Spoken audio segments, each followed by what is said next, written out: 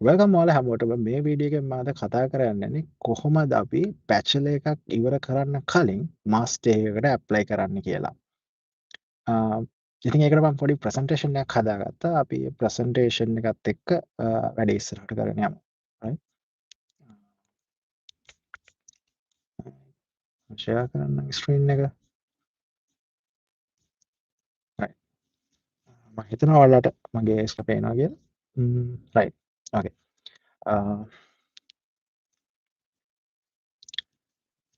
පළවෙනියෙන්ම මම කියන්න ඕනේ මේක මගේ පර්සනල් එක්ස්පීරියන්ස් එකක් එක්ක මම හදපු ප්‍රසන්ටේෂන් එකක්.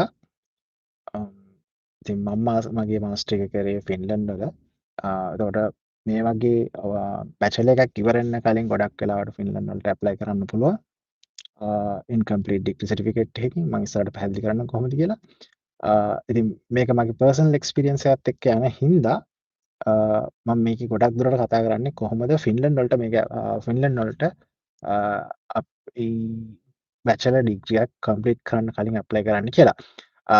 ඉතින් මේක මේ විදිහටම වෙන රටවල් වලත් ඇප්ලයි කරන්න පුළුවන් සමහර රටවල් වලට. උදාහරණයක් විදිහට ස්වීඩන් වල ඇප්ලිකේෂන් ප්‍රොසෙස් එකටත් මේ දේවල්ම තමයි ගොඩක් වෙලාට ඕන වෙන්නේ. එතකොට ස්වීඩන් යන කෙනෙක්ට මේක කොපි කරන්න පුළුවන්. හැබැයි ඉන්ස්ට්‍රක්ෂන්ස් ඒ විදිහට ෆලෝ කරන්න වෙයි. වෙබ්සයිට් එක බලලා. ඒ කියන්නේ රයිට් අපි ඉස්සරහට කරගෙන යද්දි මම කියන්නම්. ඊට අමතරව PhD වලටත් මේ විදිහටම ඇප්ලයි කරන්න පුළුවන්. හැබැයි එහෙම ඇප්ලයි කරන්න පුළුවන් ඔපචුනිටිස් හොයාගන්න ඕනේ. රයිට්. මම මේ ෆින්ලන්ඩ් වල මේ දේ තියෙන හින්දා මට ඉතින් මේ එක්සැම්පල් එක මේ විදිහට කරගෙන ගිය හැකියි. රයිට්. පළවෙනියෙන්ම කියන්න ඕනේ ඔයාලා මගේ ටයිටල් එක දැක්කොත් ඔයාලට එන ප්‍රශ්නේ තමයි මෙහෙම කරන්න පුළුවන්ද? බැචලර් එකක් ඉවර වෙන්න කලින් මාස්ටර් එකට ඇප්ලයි කරන්න පුළුවන්ද කියන එක. ඔව් ඇප්ලයි කරන්න පුළුවන්. අපි ඒකකට කියනවා ෆින්ලන්තයට මේන්ලිම කියන්න අපේ කන්ඩිෂනල් ඇඩ්මිෂන් එකක් කියලා. ඒ කියන්නේ බැචලර් එක ඉවර වෙන්න කලින් ඔයගලන්ට දෙනවා ඔෆර් එක. හැබැයි ඒක කන්ඩිෂනල්. කියන්නේ මොකක් හරි දෙයක් ඔයා සපුරන්න ඕනේ. කන්ඩිෂන් කොන්දේසියක් විතර තමයි ඔයාලට හම්බෙන්නේ ඔයාගේ ෆුල් ඔෆර් එක. ඉතින් අන්න ඒක ඔළුවේ තියාගන්න ඕනේ. මේක ලංකාවේ ළමයින්ට ගොඩක් වැදගත් වෙනවා. මොකද ලංකාවේ ළමයින්ගේ ඩිග්‍රී සර්ටිෆිකේට් සමහරලාට ප්‍රොසෙස් වෙන්න කල් යනවා. එතකොට ඩිග්‍රී සර්ටිෆිකේට් එක ප්‍රොසෙස් වෙන්න කල් යන හින්දාම සමහරලාට අවුරුද්දක් අවුරුදු එකහමාරක් මාස්ටර් එකට ගැප් එකක් හැදෙන්න පුළුවන් ඇකඩමික් වලටම යන්න බලන් ඉන්න ළමයෙකුට. ඉතින් මෙන්න මේ වීඩියෝ එකෙන් පුළුවන් අපිට මේ ගැප් එක අඩු කරගන්න උපරිම වශයෙන් අඩු කරගන්න. right? right. හරි. මොකද්ද මේ කන්ඩිෂනල් ඇඩ්මිෂන් එක කියන්නේ කියලා මම දැනටමත් ඔයගලන්ට පැහැදිලි කරා. එතකොට මේ කන්ඩිෂනල් ඇඩ්මිෂන් එකේදී ඕගොල්ලන් මේන්ලිම කරන්නේ ඔයාලගේ දැනට තියෙන රිසල්ට්ස් පෙන්නන එක. දැනට තියෙන රිසල්ට්ස් කියන්නේ දැන් ඉංජිනේරින් ඩිග්‍රියක් ගත්තොත් ඉංජිනේරින් ඩිග්‍රී සෙමෙස්ටර්ස් 8ක් තියෙනවා. එතකොට ඔයගලන්ට සෙමෙස්ටර් 7ක හෝ 6ක ගොඩක් වෙලාවට 7ක් වුණොත් හොඳයි.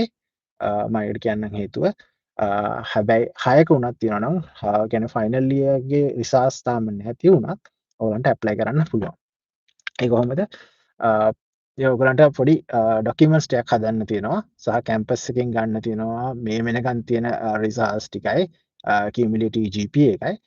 එහෙම අරගෙන ඔයාලට පුළුවන් මම ඉතුරු ටික පාස් කරනවා මගේ මේ දක්වා ගත්ත පර්ෆෝමන්ස් එක්කම කියලා ඇප්ලයි කරන්න අදාළ ඩිග්‍රී වලට. ඉතින් මෙහෙම ඔයගොල්ලන් ඇප්ලයි කරද්දී ඔයගොල්ලෝ තරග කරන්නේ සමහරලාට ෆුල් ඩිග්‍රී තියෙන කට්ටියත් එක්ක වෙන්න පුළුවන්. يعني කම්ප්ලීට් ඩිග්‍රී තියෙන කට්ටියත් එක්ක වෙන්න පුළුවන්. හැබැයි ගොඩක් වෙලාවට ෆින්ලන්තය වගේ රටවල් දකින්නේ ඔයාගේ GPA එකට වඩා ඔයාගේ කැමැත්ත තියෙනවා කියලා කෝස් එකට. සහ ඔයා ඒක ඒගොල්ලන්ගේ කෝස් එක කරන්න ගැළපෙන පුද්ගලයෙක්ද කියලා. ඉතින් සමහර වෙලාවට ඔයාගේ GPA එක ෆයිනල් එකේ වැඩි වෙන්න තිබුණත් සහ අපි කියමුකෝ 6 සෙමෙස්ටර්ස් වලදී ඔයාගේ GPA එක අඩු මට්ටමක තිබ්බත් එහෙම නැත්නම් ඉතුරු සෙමෙස්ටර් දෙක කරලා නැතුව රිසර්ච් නැතුව තිබ්බත් ඔයාට පෙන්වන්න පුළුවන් නම් මොකක් හරි ක්‍රමයකින් ඔයා තමයි මේ ඩිග්‍රීට සුදුසුම කෙනා කියලා. එතකොට ඔයාගේ ඔයාට හම්බෙන්න තියෙන ඔෆර් එක හම්බෙන්න තියෙන ප්‍රොබබිලිටි වැඩි කරගන්න පුළුවන්. අනිත් එක ඔයාට පුළුවන් ස්කෝලර්ෂිප් වලටත් හම්බෙන ස්කෝලර්ෂිප් හම්බෙන ප්‍රොබබිලිටියත් වැඩි කරගන්න. හේතුව දැන් ඉන්ඩස්ට්‍රී හරි එහෙම නැත්තම් බැචලර් يعني ඩිග්‍රී එකක් ඉවර කරලා ඉන්න ළමයෙක්ට වඩා ඔයාට ඒක පිච් කරන්න මෙතඩ් එකක් තියෙනවා. කොහොමද? ඔයාට පුළුවන් කියන්න මම මේ ඩිග්‍රියට මෙන්න මේකට ආසයි. ඉතින් මට මේක දැන් මට මගේ බැචලර් එක ඉවරනක මම මේක කරගන්න ඕනේ. එන්නේ හින්දා මම ඇප්ලයි කරන්න කියලා ඒක ඔයාට කියන්න පුළුවන් තැනක් තියෙනවා ඇප්ලිකේෂන් ප්‍රොසෙස් එකේදී. මං කියන්නේ තැන මොකක්ද කියලා ඉස්සරහ ඩොකියුමන්ට්ස් කියලා කතා කරනවා. එතකොට ඔයාලට කරන්න එතකොට මම හිතනවා ඒ තියෙන ට්‍රේඩ් ඔෆ් එකත් එක්ක කියන්නේ ඉන්ඩස්ට්‍රි යන කෙනෙක් හෝ කම්ප්ලීට් ඩිග්‍රී එකක් කරලා තියෙන කෙනෙක්ට නැති අවස්ථාවක් එතන මම දකිනවා ඉන්කම්ප්ලීට් කෙනෙක්ට. ඉතින් මම මෙහෙම ඇප්ලයි කරලා මට ෆුල් ස්කෝලර්ෂිප් එකක් හම්බුණා සෙමෙස්ටර් 7ක රිසල්ට්ස් වලින්. ඒ කියන්නේ ඒ වෙලේ ෆින්ලන්තේ ගන්න තියෙන උඩරිම ස්කෝලර්ෂිප් එක මට ඒ වෙලේ හම්බුණා.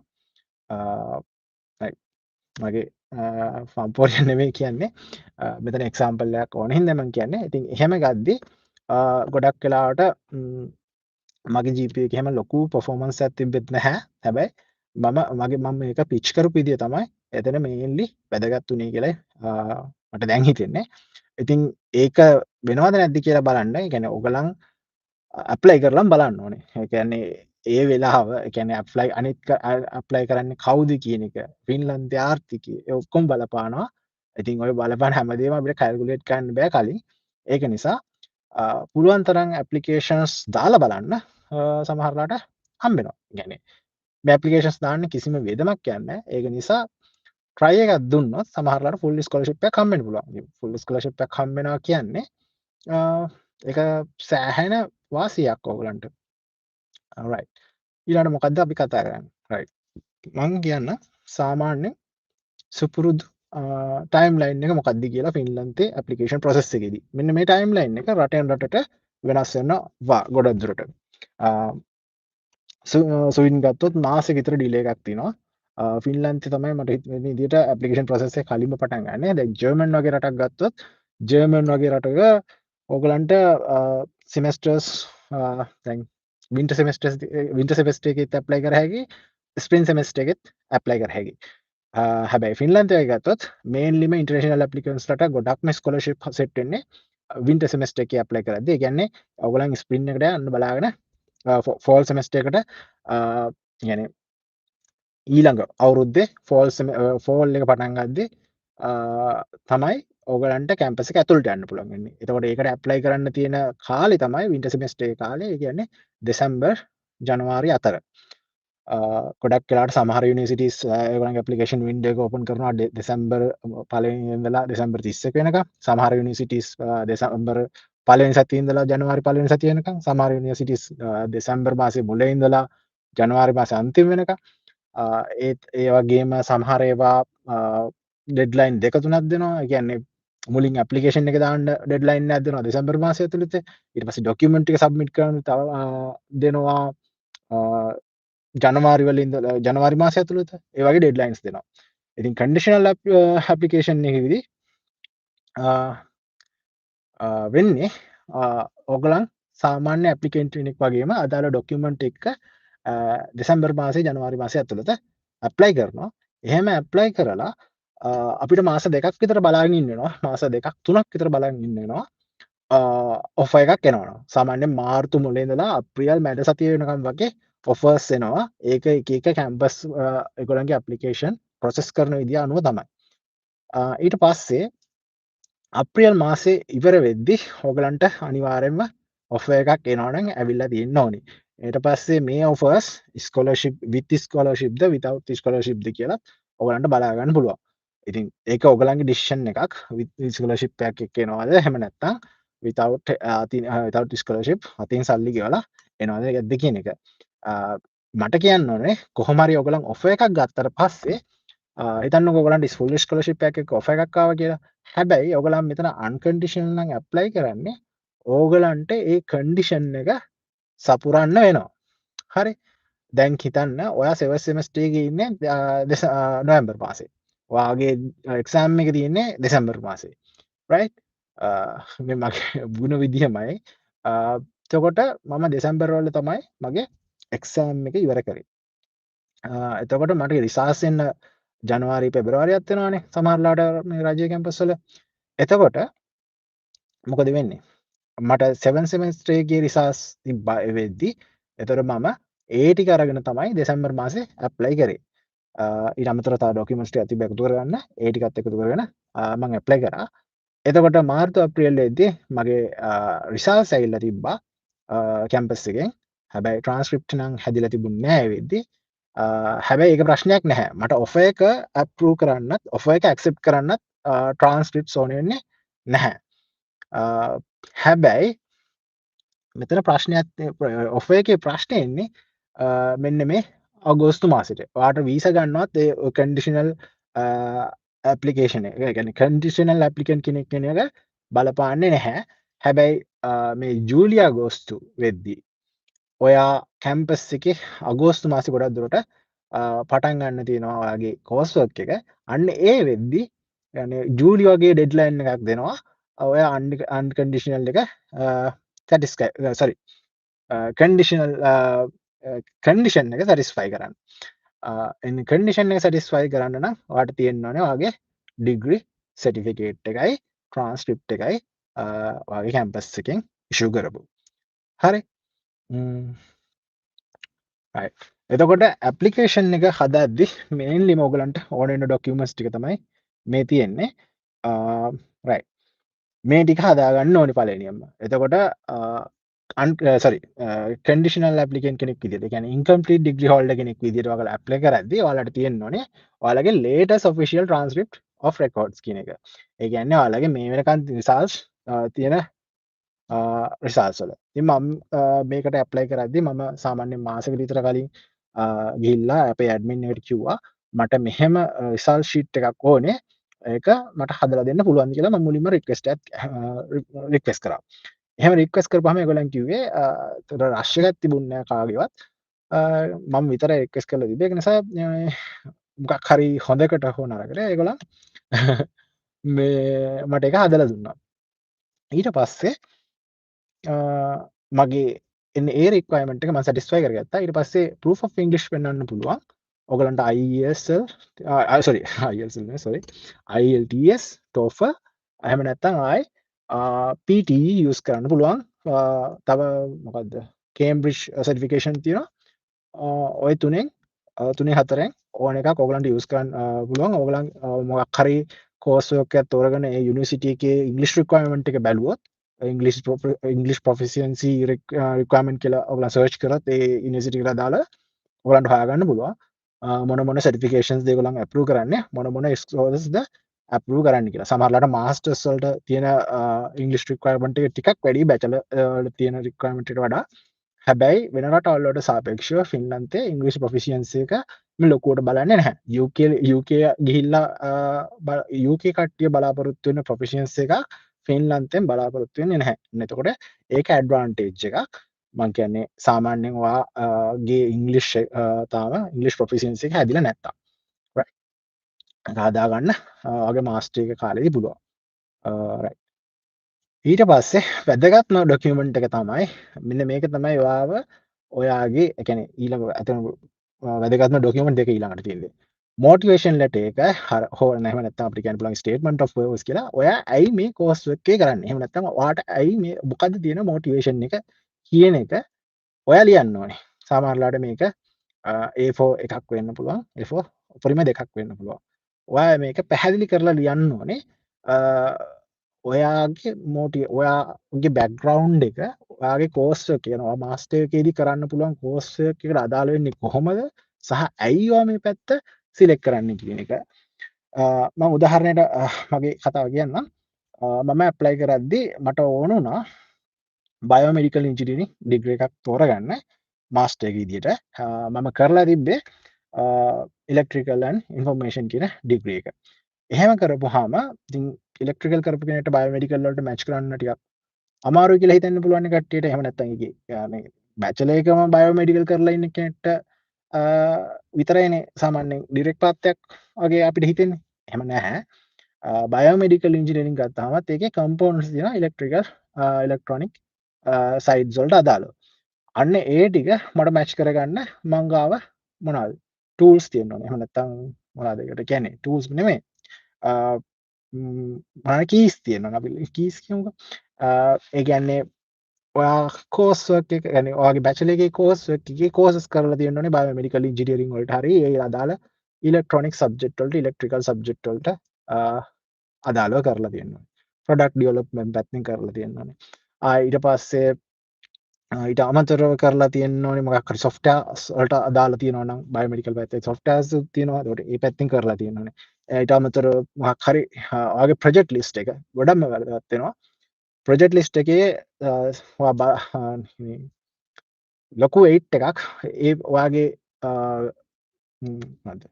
ඩිරෙක්ෂන් එකට දීලා තියෙනවා නම් ඒ කියන්නේ ප්‍රොජෙක්ට් හිතන්නකො බැචලර් එක ඇතුළතදී ප්‍රොජෙක්ට් 8ක් විතර කරලා තියෙනවා කියලා 5ක් විතර කරලා තියෙනවා කියලා ඒ මම නිකන් නම්බරයක් ගන්නෙ ඒකෙන් 3-4ක්ම ඔයා බයෝමෙඩිකල් පැත්තට නම් එහෙම නැත්නම් ඒ මොටිවේෂන් එක නම් ඔයාට තියෙන්නේ බයෝමෙඩිකල් ඉන්ජිනියරින් වෙන්න පුළුවන් මොටිවේෂන් එකක් ඔයාට ඒ ප්‍රොජෙක්ට්ස් වලින් ඇදලා ගන්න පුළුවන් නම් ඒක අරගෙන විච් කරන්න පුළුවන් නම් එතකොට පුළුවන් ඔයාගේ මොටිවේෂන් ලෙටර් එක හරි ස්ටේට්මන්ට් පර්පස් එක හරි පොඩක් යුනික්ලි ලියන්න. එතකොට එකක් ඒක කියවන කෙනාට තේරෙනවා ඔයා මේ ජෙනුයින් අයිඩියා එකක් මෙතන පිච් කරන්න කියන එක. අනිත් එක ඔයා හරියටම ගැලපෙනවා මේ කෝස් වර්ක් එකට කියන එක ඒගොල්ලන්ගේ මොකද්ද බලන කෙනාගේ හිතට කාවද්දන්න පුළුවන්. එතකොට CV එකෙත් ඔය කතාවමයි තියෙන්නේ. CV එකක් ඇකඩමික් CV එකක් මොටිවේෂන් ලෙටර් එකක් කොහොමද ලියන්නේ කියන එක මම try කරන්නම් වීඩියෝ එකකින් ගේන්න. එහෙම නැත්නම් ඔයගලන්ට ඕන තරම් රිසෝසස් තියෙනවා ඉන්ටර්නෙට් එකේ කොහොමද ඒවා ලියන්නේ කියන එක. right මේන්ලිම ඔයගලන් කරන්න ඕනේ දැන් ඔයගලගේ රිසල්ට්ස් සම්පූර්ණ නැහැනේ. එතකොට ඒ වගේ කෙනෙක් මෙන්න මේ දෙකෙන් තමයි උපරිම ස්කෝර් කරන්න ඕනේ. ඉංග්‍රීසි ප්‍රොෆිෂියන්සි ගැන මට පොඩි දෙයක් කියන්නම තුණා. ඔන්න ඕකෙදි බය වෙන්න එපා. ඔයාලගේ ඉංග්‍රීසි ප්‍රොෆිෂියන්සි එක උපරිම තිබ්බා කියලා උපරිම තියෙන කෙනෙක් එක්ක කම්පෙයාර් වෙද්දී එහෙම ප්‍රශ්නයක් වෙන්නේ නැහැ. මේගොල්ලන්ගේ පාස් මාක් ඒ කියන්නේ ඉංග්‍රීසි ප්‍රොෆිෂියන්සි කියන එක නිකන් බයිනරි. ඒ කියන්නේ එක්ක පාස් එක්ක ෆේල්. ඒ කියන්නේ පාස් එතන එලිජිබිලිටි විතරයි බලන්නේ. එතනින් එහාට මෙයාට ලොකු ස්කෝර් එකක් තියෙනවා. ඒක නිසා මෙයාට ලොකු මේ ස්කෝලර්ෂිප් එකට වැදගත් වෙනවා කියන එක මේගොල්ලන් බලන්නේ නැහැ ගොඩක් වෙලාවට. මගේ එක්ස්පීරියන්ස් එකෙන් මම කියන්නේ ඒක එහෙම තමයි වෙන්නේ. එතකොට එතන ඕනේ එලිජිබිලිටි එක විතරයි. හැබැයි ස්ට්‍රෝං මොටිවේෂන් ලෙටර් එකයි CV එකයි හොඳට ලියලා තියෙන්න ඕනේ. ඒ වලින් කම්පෙයාර් වෙනවා අනිත් ඇප්ලිකන්ට්ස්ලාත් එක්ක. ඊට පස්සේ පාස්පෝර්ට් එකක් හදලා තියෙන්න ඕනේ. පාස්පෝර්ට් එකක් හදන්න නැතුව මම දන්නේ IELTS TOEFL එහෙම කරන්න බෑ. PT වත් කරන්න බෑ පාස්පෝර්ට් එකක් නැතුව. ඒතර පාස්පෝර්ට් එකක් අනිවාර්යෙන් තියෙන්න ඕනේ. ඊට අමතරව ඔයාගේ අනිත් ඩොකියුමන්ට්ස් තියෙනවා නම් සර්ටිෆිකේට්ස් තියෙනවා නම් ඒවා ටිකත් එකතු කරගන්න ඒ ටික සබ්මිට් කරන්න පුළුවන්. මෙතනදී මේ ඔෆිෂියල් ට්‍රාන්ස්ක්‍රිප්ට් රෙකෝඩ්ස් කියන එක සබ්මිට් කරන්න ඕන විදිහක් තියෙනවා. පළවෙනි එක දැන් සමහරලාට සමහර කැම්පස් වලින් නම් ඉල්ලන්නේ සොෆ්ට් කොපීස් විතරයි. එතකොට ඒ ටික සබ්මිට් කරන්න පුළුවන් වෙන්න ඕනේ. ඒවත් සබ්මිට් කරද්දි ගොඩක් වෙලාවට ඔයාලා මතක ඇතුව ඇඩ්මින් එකට ගිහිල්ලා සීල් එකකුයි සයින් කොපීස් ඉල්ල ගන්න. සීල් එකත් එක්කම සයින් කොපීස් ඉල්ල ගන්න. හැම පේජ් එකම සයින් එකයි සීල් එකයි තියෙන්න ඕනේ. ඊට අමතරව සමහර යුනිවර්සිටිස් රික්වෙස්ට් කරනවා මෙන්න මේ ඩොකියුමන්ට්ස් ඒගොල්ලන්ට සෙන්ඩ් කරන්න කියලා. එහෙම සෙන්ඩ් කරන්න කියද්දි ඔයාලා යුනිවර්සිටි එකෙන් ගන්න ඩොකියුමන්ට් එකක් තියෙනවා නම් ඒක සීල්ඩ් එන්වලොප් එකක ගෙන ගන්න ඕනේ. සීල්ඩ් එන්වලොප් එකක් කියන්නේ ඔයාලා එන්වලොප් එක ඒක ඇඩ්මින් එකට ගිහම ඇඩ්මින් වල කට්ටිය ගොඩක් වෙලාට දන්නවා ඒක කොහොමද කරන්න කියලා. ඒ කියන්නේ සයින් කරපු අර රිසල්ට් ෂීට්ස් ඔක්කොම يعني හැම පේජ් එකකම සීල් එකයි සයින් එකයි ගහලා තියෙන රිසල්ට් ෂීට්ස් ඔක්කොම එන්වලොප් එකකට දාලා එන්වලොප් එක උඩ ඒගොල්ලන් ආයි ඒගොල්ලන්ගේ සීල් එක ගහනවා ඇඩ්මින් එකේ. ඒ ගහලා ඒක සෙලෝ ටේප් කරනවා ආයි කඩන්න බැරි වෙන්න. අන්න ඔයක ඕගලන්ගේ අතට හම්බෙනවා ගොඩක් වෙලාවට. එන්න ඒක ඔයාලා DHL හරි මොකක් හරි ඩිලිවරි මෙතඩ් එකක් යූස් කරලා කැම්පස් එකට එවන්න ඕනේ. කැම්පස් එකෙන් දීලා තියෙනවා ඩොකියුමන්ට් සබ්මිෂන් ඇඩ්‍රස් එකක්. අන්න ඒ ඇඩ්‍රස් එකට එවන්න ඕනේ. ඉතින් ඕක ඔහොම තමයි වෙන්නේ. ඊළඟට අපි බලමු කොහොමද මේක මොකක්ද? right. ඔගලන් ඇපලිකේෂන් එකක් පුරවද්දි මේ සිස්ටම් එක අප්ඩේට් වෙලා තියෙන්න පුළුවන්. ඒක නිසා නිවැරදි කිරීමට යටත් මෙන්න මේ පේජ් එක නම් ඇපලිකේෂන් එක පුරවද්දි දැන් මේ ස්ටඩි ඉන්ෆෝ සෝරි ඔයගලන්ට ඇප්ලයි කරන්න තියෙන්නේ ස්ටඩි ඉන්ෆෝ ෆින්ලන්ඩ් වගේ රටක් ගත්තාම ස්ටඩි ඉන්ෆෝ.fi කියන පෝර්ටල් එකෙන් තමයි ඇප්ලයි කරන්න තියෙන්නේ. ඒතකොට ඔක්කොම යුනිවර්සිටිස් වලට ඇප්ලයි කරන්න තියෙන්නේ මෙන්න මේ එක වෙබ්සයිට් එකේ. ඕක ඔහොමම ස්වීඩන් වලත් වෙන සයිට් එකක් තියෙනවා මම මතක නැහැ. ලබර කරටන්න එතකොට මෙතනදී මේ එක තැනකදී ඔයගලගෙන් අහනවා you will be asked if you are graduating after the application deadline. කියන්නේ ඩෙඩ්ලයින් එකෙන් පස්සෙන් ඔයගලන්ට ග්‍රැජුවේට් වෙන්න කියලා ප්‍රශ්නයක් අහනවා. එතකොට yes කියලා දෙන්න ඕනේ. ඇත්ත කියන්න ඕනේ. බොරු කියන්න බෑ. එහෙම කිව්වහම තමයි ඔයගලන්ගේ මේ අර ඒ කියන්නේ අදාළ ස්ටෙප්ස් ටික එන්නේ. එතකොට ඔයාගේ ග්‍රැජුවේෂන් ඩේට් එක දාන්න පුළුවන්. සාමාන්‍යයෙන් ඔයාගේ ඩේට් එක එහෙම ලොකු ප්‍රශ්නයක් වෙන්නේ නැහැ. මොකද ඒක චෙක් වෙන්නේ නැහැ ලොකුවටම. ටිකක් ඒක සර්ටිෆිකේට් එකේ ඒ විදිහටම තියෙන්න ඕනේ කියලා ප්‍රශ්නයක් වෙන්නේ නැහැ. ඔයගොල්ලෝ බොරුවක් කරන්නේ නැතුව ඕගලන්ට හිතන සාධාරණ දවසක් දාන්න. එහෙම නැත්නම් දැන් එක්සෑම් එකක් කෝල් කරලා තියෙනවා නම් දැන් 8 සෙම් එකේ එක්සෑම් එක කෝල් කරලා නම් තියෙන්නේ.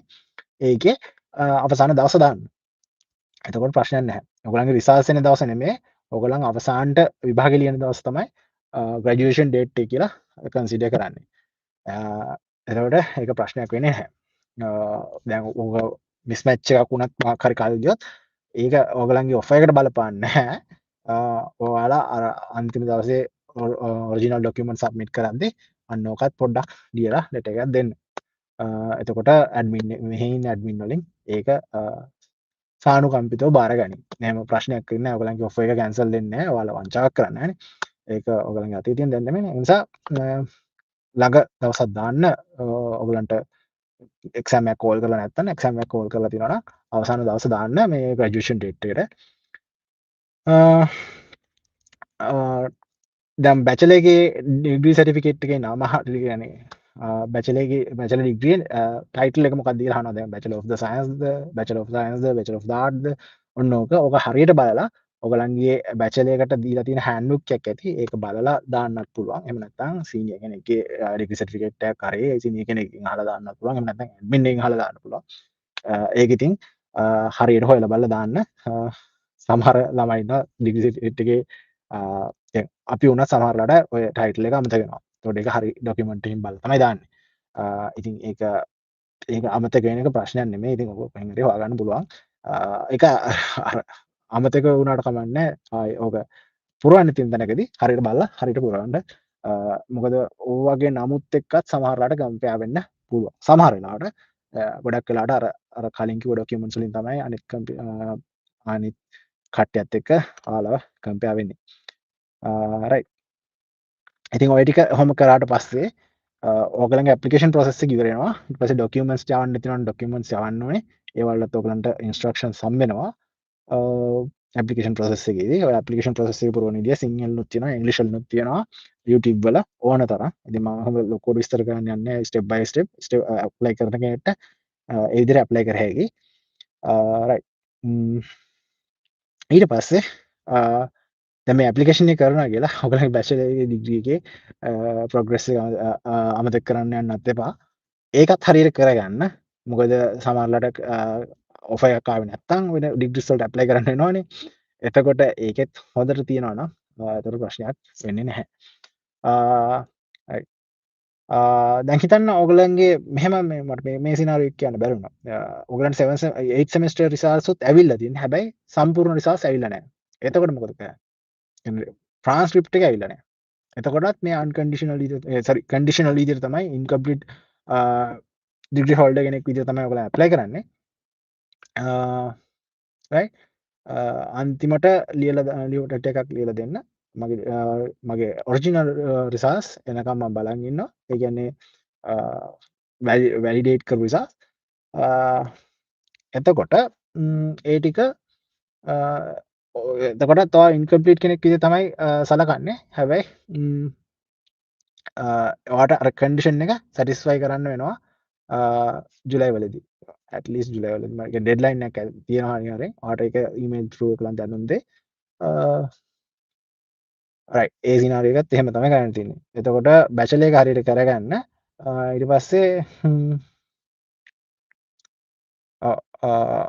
යුනිවර්සිටි එකත් එක්ක ගොඩක් ඔයාගේ ලංකා යුනිවර්සිටියත් එක්ක ගොඩක් වෙලාට කමියුනිකේෂන් හරියට කමියුනිකේට් කරන්න සැරින් සැරේ කමියුනිකේට් කරන්න ලොකුවට වදයක් වෙන්න යන්න එපා. හැබැයි මතක් කරන්න ඔයාට මෙහෙම ලොකු ඔපචුනිටි එකක් ඇවිල්ලා තියෙනවා. ඒ ඔපචුනිටි එක ගන්න ඕනේ වෙන්නේ. ඒ නිසා මේ සර්ටිෆිකේට් එක එහෙම කිව්වහම ගොඩක් වෙලාට ඒ කට්ටිය උදව් කරනවා ඔයාලට. රයිට් ඊට පස්සේ මෙන්න මේක තමයි ඉතින් මම ඔක කලිනුත් කිව්වා. මෙන්න මේ දවසේ ඔයා ඩෙඩ්ලයින් එකට ඕක සබ්මිට් කරේ නැත්නම් ඔයාට හම්බෙන ඔෆර් එක අවදානමකට වැටෙන්න පුළුවන්. කියන්නේ නැති වෙන්නත් පුළුවන්. ඒක ඉතින් මේක ෆින්ලන්තේ යුනිවර්සිටි එකේ ඇඩ්මින් එක අතේ තමයි ගොඩක් වෙලාට මේගොල්ලන්ගේ වචන නම් වචන ඩෙඩ්ලයින් නම් ඩෙඩ්ලයින් ඇකඩමික් වල ඇතුලේ තියෙන අසයින්මන්ට් ඩෙඩ්ලයින් නම් මනම් වෙනස් කරගන්න ගොඩක් වෙලාට පුළුවන් ලෙක්චර් ඊමේල් එකක් දාලා. හැබැයි ඔෆිෂියලි යන හැමදේම වගේ ඩෙඩ්ලයින් නම් ඩෙඩ්ලයින්. රයිට් එතකොට ඒ වලට එක්සෙප්ෂන් ගන්න හරි අමාරුයි. ගන්න බෑ කියලා නෑ, ගන්න අමාරුයි. රයිට් රයිට් එතකොට ඉතින් මේ ටික ආයි එකම දේ තමයි කියන්න තියෙන්නේ. Degree certificate final degree certificate එක ඕනේ, ෆයිනල් ට්‍රාන්ස්ක්‍රිප්ට් එක ඕනේ. කන්ට්‍රි ස්පෙසිෆික් රික්වයර්මන්ට් ලංකාවට ගොඩක් දුරට නැහැ. තිබ්බොත් ඒවත් කලෙක්ට් කරගන්න. ඔයගලන්ට ඒ ඉන්ස්ට්‍රක්ෂන්ස් ඒ විදිහට හම්බ වෙනවා ඔයාලගේ අදාළ කෝස් එකකට අමතරව. ඉතින් ඔය ටික ඔහම වුණාම අප්‍රේල් මාසය වගේ ඔයගලන්ගේ ඔෆර් එක ඇවිල්ලා මැයි ජූනි ජූලි වල ඔයාලගේ වීසා ප්‍රොසෙස් එක ඉවර කරලා ඔයාලට පුළුවන්